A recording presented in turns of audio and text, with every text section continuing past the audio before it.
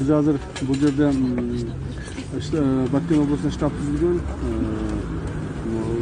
Штабтын негизинде бардык керектүү мекеме ишканалардын жетекчилери, ведомстволор жетекчилери, айрыкча мына күч структура жетекчилери Баткен облусундагы президенттин өкүлү менен биргеликте Ташкент, Тажикстан Республикасынын Согди облусунун башчысы, ГКМБдын Тажикстан Республикасынын ГКМБдын биринчи орун басары, Погран службанын башчысы, анын орун басарлары жана көптөгөн күч структуралар менен биргеликте Тажикстан, Кыргызстан чек-арасында достук заставасынын жанында жолугушуу өткүзүп келдик. Жана ошол жолугушуулардын негизинде бир чечимдер кабыл алынды. Бул биринчиден биз ошол комиссия түзүүнү чечтик. Кечеги болуп өткөн окуяларды комиссия иликтөөнү.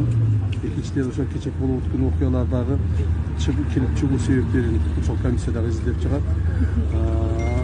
Үчүнчүдөн МЧС тапшырма берилди. Ушул жерлердеги кече көчүп чыгып кеткен адамдардын баардыгын үйлөрүнө кайтаруу, өз убагында кайтаруу жана бүгүн кечке чейин адамдар өздөрүнүн үйлөрүндө болуп калыш керек.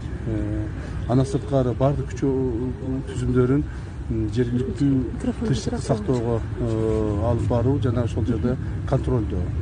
Эң негизгиси баардык күч түзүмдөрүн, чек арага жакындаган күч түзүмдөрүн өздөрүнүн частарына кайтаруу.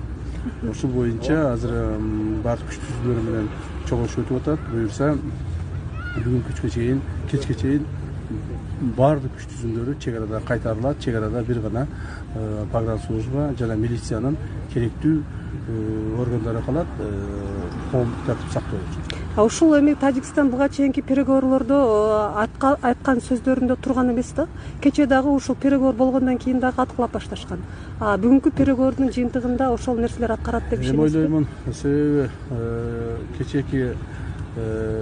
кечээки болуп өткөн конфликттен кийин булар ошол бүгүнкү айткан жолугушуулардын жыйынтыктарын аткарат деген ойдобуз. Жана